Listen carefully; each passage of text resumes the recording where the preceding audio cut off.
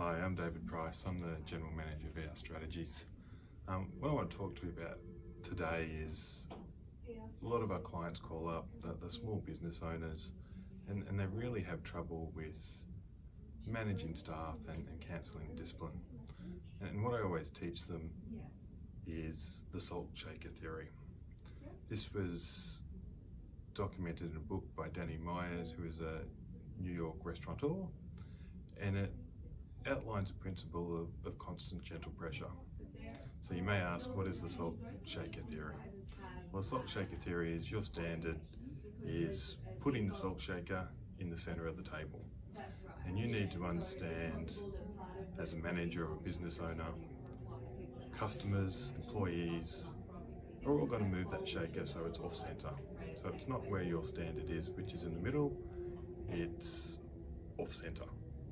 And if you get upset about customers, about employees constantly not following your standard, you're going to go crazy.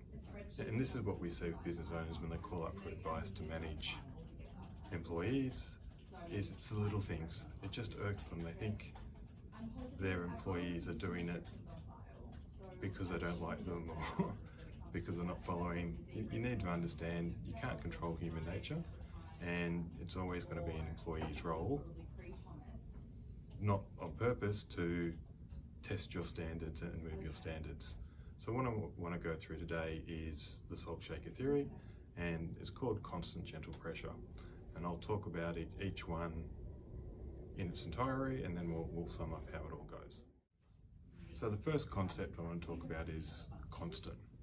And that's about having a culture of accountability and clearly letting people know what your standards are. So when we use the salt shaker analogy, our standard is it's always got to be in the middle of the table. And there are times when you're going to have formal meetings, but the real concept you need to understand here is you need to be consistent.